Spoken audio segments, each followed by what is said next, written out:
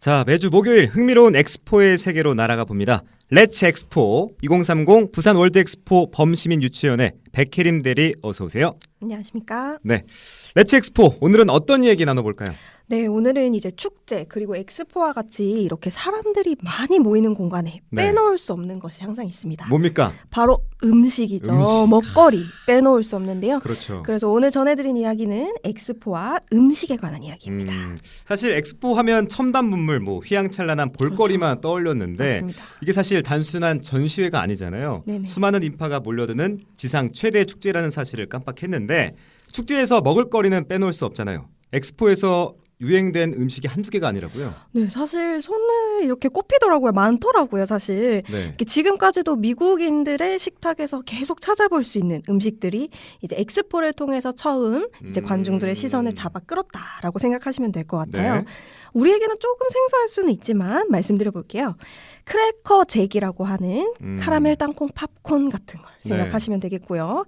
저도 이건 처음 알았었는데요. 네. 이제 여성들이 걸어 다니면서 먹을 수 있도록 개발된 디저트가 있습니다. 그게 뭐죠? 바로 브라운입니다. 아, 이게 원래 먹으면 이렇게 걸어다니면서 먹는 거예요? 작잖아요. 이제 조각 나 있고 그래서 이제 걸어 다니면서 먹을 수 있는 디저트로 그렇구나. 개발돼서 이제 나왔다고 해요. 네. 그리고 미국인들이 겨울에 많이 먹는 핫 시리얼이 있어요. 크림 오브 위트라는 음식도 있고요.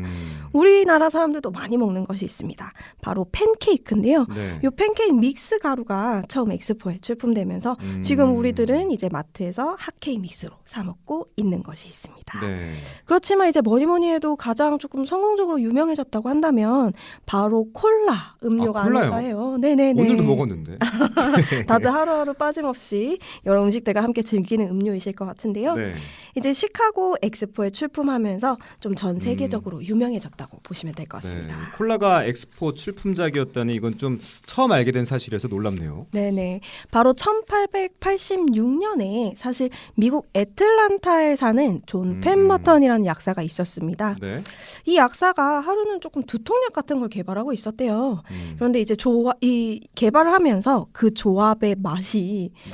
본인에겐 굉장히 매력적이었나 봐요. 오. 그걸 팔기 시작합니다. 네. 그러면서 입소문을 조금 타기 시작한 게 바로 코카콜라라는 음료인데요. 그렇구나. 이미 조금 많은 분들이 어쩌면 이런 코카콜라가 이렇게 탄생됐다라는 거는 조금 익숙하실 거라고도 생각이 됩니다. 네.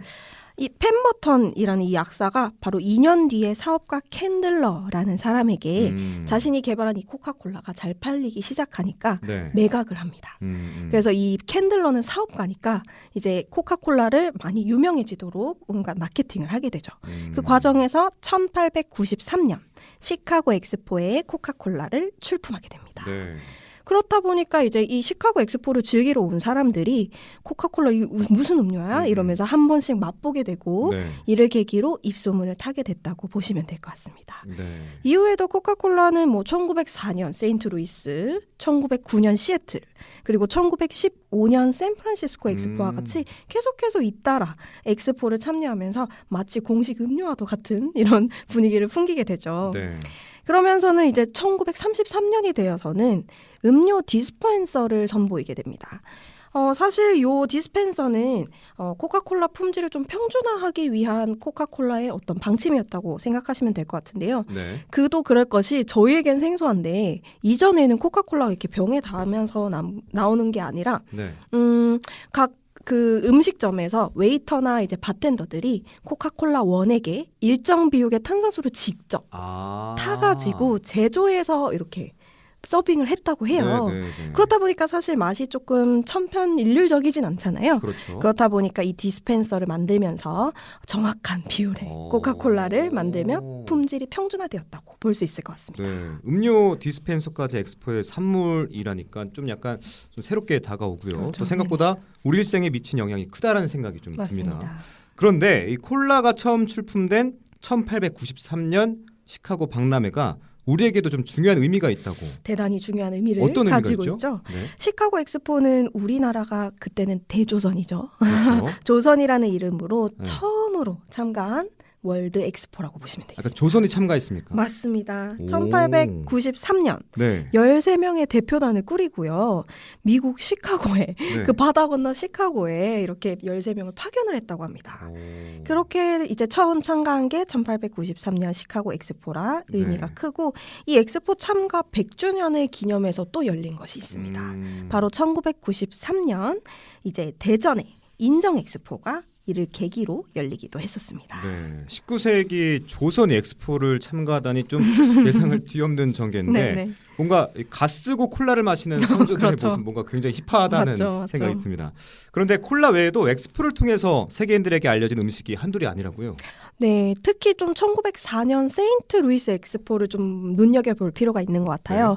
우리에게나 이제 미국인들에게나 좀 널리 알려진 엑스포는 사실 아니에요. 그렇지만 다른 엑스포와 비교했을 때 약간 미국 음식이라고 불리는 그런 음식들이 많이 등장한 행사로 알려져 있습니다. 네. 그냥 이름만 좀 나열해 볼게요. 뭐 네. 햄버거, 핫도그, 와플콘 아이스크림, 솜사탕, 오. 피넛버터, 클럽 샌드위치까지 조금 이름만 들어도 좀 많이 익숙한 네네네. 음식들일 것 같아요. 그렇죠. 햄버거, 핫도그, 뭐 아이스크림 콘, 솜사탕 이거는 뭐 우리 실생활에서도 그렇죠. 많이 먹는 음식들이라서 와 이게 엑스포를 통해서 출품된 음식이라는 게 좀 놀랍고 또 기발한 상상력에 숨어있는 음식이라기보다 발명품에 가까워 보인다는 생각도 드네요. 그죠. 당시에는 뭐 이런 음식이 없던데 새로 생겼다고 생각해 보면 엄청난 발명, 또 하나의 발명이 아닐까 싶어요.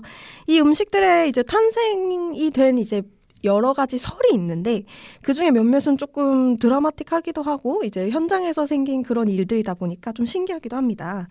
세인트 루이스 엑스포에서 이제 소세지를 팔던 업자가 있었는데 네. 소세지 구웠을 때 막 뜨겁잖아요. 그렇죠. 이거를 집기가 힘드니까 이렇게 네. 장갑을 끼워도 좀 뜨겁다 보니까 누군가는 이 소세지를 빵에 끼워달라고 하게 됩니다. 그렇다 보니 이제 그 소세지 모양에 맞는 빵을 만들어 팔기 시작하고 네. 그게 바로 핫도그가 되기도 했고요. 재밌네요.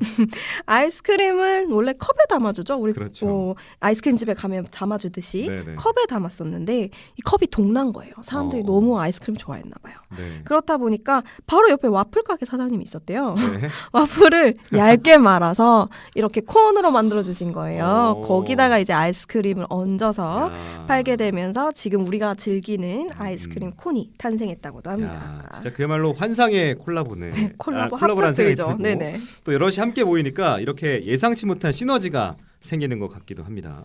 엑스포가 갖는 중요한 의미가 아닌가 싶은데 정말 흥미로운데 몇 가지 좀 알아볼까요? 조금 더. 네네네. 말씀드려보면 사실 햄버거 이야기도 빼놓을 수 없을 것 같아요. 정말 우리나라 뭐 전 세계적으로 빼놓을 수 없는 음식이잖아요. 이 햄버거는 이제 텍사스의 원래 한 상인이 다진 고기를 이렇게 쫙 해서 패티를 만들어서 팔게 되는데 이거를 빵 두 조각 사이에 만들어 넣어서 일종의 샌드위치죠. 당시에 보면 네. 이 샌드위치를 개발합니다. 그래서 이걸 소개하기 위해서 세인트 루이스 엑스포에 와요. 그런데 이걸 먹어본 독일의 함부르크 지역 사람들이 이제 독일인이 그걸 먹어보고는 독일 함부르크 지역 사람들이 쇠고기 패티를 엄청 좋아한다는 걸 알고 네. 있다 보니까 이거를 이제 독특한 샌드위치에 함부르크의 영어식 발음인 햄버거라는 별명을 붙이면서 오늘날까지 햄버거라고 불리우게 됐다고 해요. 네. 네네. 저도 햄버거의 유래에 대해서는 들어본 적이 있는데 이게 배경이 엑스포라는 건 처음 알게 됐습니다. 그런데 이 이야기들이 다 신빙성이 있는 건지 좀 궁금하고 궁금하실 것 뭔가 같아요. 우리나라 옛날에 네네. 전설의 고향 이런 프로그램에서 나올 법한 이야기 같은데 네. 괜찮습니까 이거? 대부분 사실 이런 내용들이 구전으로 네. 이렇게 유명했다더라, 이렇게 생겼다더라 하는 그런 이야기들이고요. 네. 사실 구전과는 달리 이제 아이스크림 콘이나 햄버거가 이제 세인트 루이스 엑스포 이전부터 사실은 있었다라는 문헌들이 사실은 있다고 합니다. 그러니까 1880년대죠. 세인트 루이스 엑스포보다도 사실은 10년도 더 전인데 네. 요리책에 이미 햄버거라는 단어가 쓰여 있었다. 라고도 하고 다른 음식들도 조금 마찬가지로 이런 요리책이나 문헌들에 그 전부터 표기가 되어 있었다라고 합니다만 그때부터 이제 지금 우리가 아는 이제 모습으로 천천히 발전해 왔을 거다라고 예상을 하기도 하고요. 네. 또 사실은 이 음식이 유명해지는 계기가 된 거는 엑스포라는 걸 부인을 할 수가 없을 것 같아요. 왜냐하면 수천만 명의 관람객이 한 곳에 모여서 이 음식을 동시에 맛보고 그걸 계기로 여러 사람들에게 이게 맛있더라. 우리도 이렇게 해 먹어보자. 이런 것들을 말할 수 있다는 거는 이제 부인할 수 없는 어떤 팩트가 아닐까 싶습니다. 네. 네. 그러면서 이제 앞서 아나운서님께서도 얘기하셨지만 이런 음식들은 사실 레시피 안에 녹아있는 어떤 상상을 초월하는 그 당시로서는 상상력과 이런 창의성을 동반한 어떤 레시피가 아니었을까 싶어요. 그렇다 보니까 단순히 이제 음식이라기보다는 발명품에 가까운 어떤 것이 아니었을까 하는 그런 생각들이 듭니다. 네. 부산 월드엑스포도 기대가 됩니다. 우리나라에도 기발한 음식들 또 창의성이 흘러 넘치는 레시피들 많지 않습니까?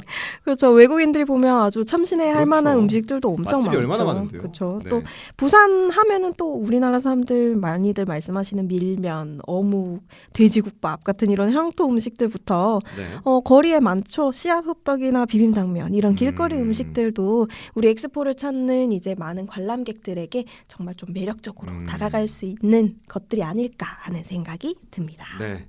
또 수많은 사람들이 운집하다 보면 앞서 아이스크림 콘이나 핫도그처럼 전통의 먹거리들이 새롭게 변주가 되고 재탄생하는 사례들도 생겨날 것 같습니다.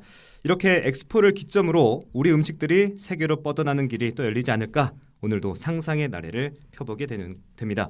무엇보다 매번 하는 얘기지만 엑스포 유치가 일단은 네. 첫 번째 관문이겠죠. 다들 함께 마음을 모아야겠습니다. 자, 오늘도 흥미로운 시간이었고요. 레츠 엑스포 2030 부산 월드엑스포 범시민 유치원의 백혜림 대리와 함께했습니다. 다음 주 또 흥미로운 얘기로 다시 찾아뵙겠습니다. 네, 감사합니다. 오늘 말씀 고맙습니다. 네, 감사합니다.